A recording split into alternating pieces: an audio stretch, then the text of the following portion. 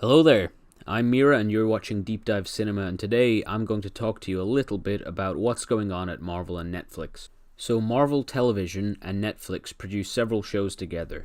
Marvel TV is a division of Marvel Entertainment, which owns everything Marvel related including comic books and television, and produces shows outside of Netflix such as Agents of S.H.I.E.L.D. and Agent Carter, and works with 20th Century Fox on shows like Legion and The Gifted. Marvel Studios, who produce the Marvel Cinematic Universe films, used to be a subsidiary of Marvel Entertainment as well, until they were acquired by Disney and reshuffled in 2015. So Marvel TV and Marvel Studios were sister companies, but now effectively they work in the same place but answer to different bosses. In the fourth quarter of 2019, Disney will launch their still unnamed streaming service to rival Netflix. It's not clear yet exactly how this will work, but Disney are planning on pulling their films from Netflix, with Ant-Man and the Wasp being the last MCU film to appear there. Disney also plans to make several live-action, in-continuity Marvel TV shows for the platform, including a Scarlet Witch show and a Loki show. These are being made by Marvel Studios, who make the films, rather than Marvel Television. The reason for this is unclear, but I assume that it's to keep production teams together and to make the shows feel more connected to the MCU films. Now that we've got that background information out of the way, let's have a look at the 6 shows that Netflix has already published with Marvel. So there's Daredevil, Jessica Jones, Luke Cage, Iron Fist, The Defenders, and The Punisher. Daredevil has 3 seasons, Jessica Jones has 2, but a third one is currently in production. The Punisher seemingly has had a second season filmed, and set photos exist from this, though it's not 100% clear if the production has wrapped or when the release date might be. If it fares similarly to the debut season, we may get it very close to the announcement in a surprise release. Luke Cage and Iron Fist both have 2 seasons apiece. In the past week, Luke Cage and Iron Fist have both been cancelled, though these were through separate announcements. The Defenders is not expected to be renewed for a second season, likely due to the lukewarm reception of the first and now losing half its members. However, Jessica Jones actor Kristen Ritter says there were never any plans for a second season in the first place, though personally I find this unlikely. No second season of Defenders makes the future of New York-based series confusing and hazy, as throughout the 2 seasons of Daredevil and the debut seasons of the other 3 characters, we knew exactly what we were building towards with this collaborative effort, in the same way that Phase 1 of the Marvel films is building towards the Avengers.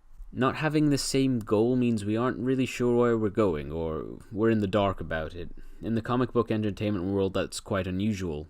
Often we can tell a lot by the titles of upcoming productions and the contracted remaining appearances of actors.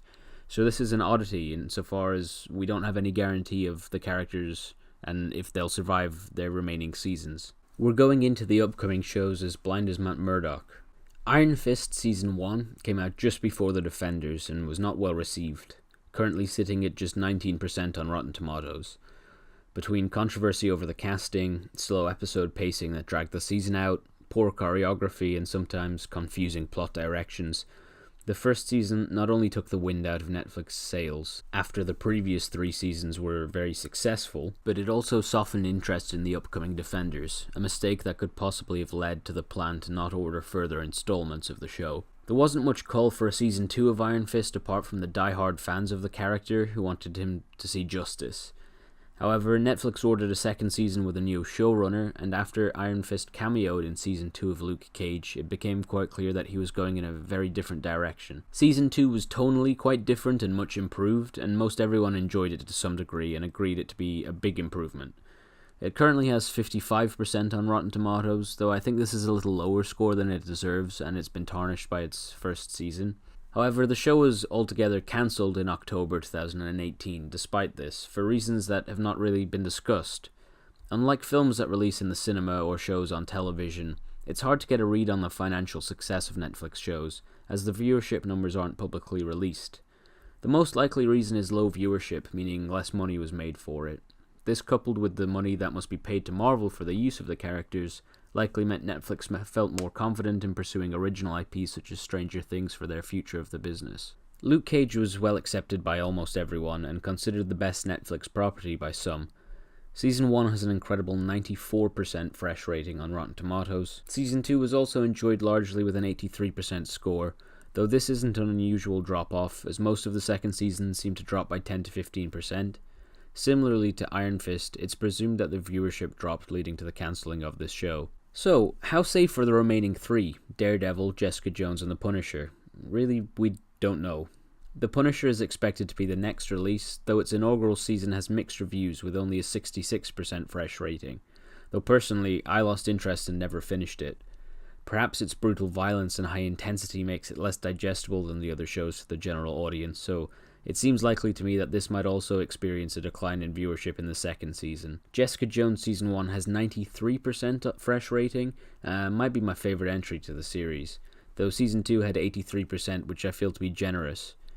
The second season felt very unfocused to me, rushed in parts and painfully dragged out in others. Hopefully Season 3 will pick the pace back up and rectify the previous season. Daredevil seems the safest of the lot, as the three series have fresh ratings of 92, 78 and an outstanding 99 respectively, keeping an average of 89%.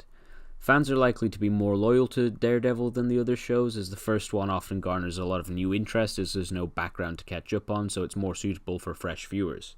I believe Daredevil is the only show I consider to be safe, though I have no idea if Netflix plans to scrap these or bring in new characters for their own shows in the future. A question I see a lot of people asking, and kind of the reason I wanted to make this video, is can Disney use these characters on their own streaming platform?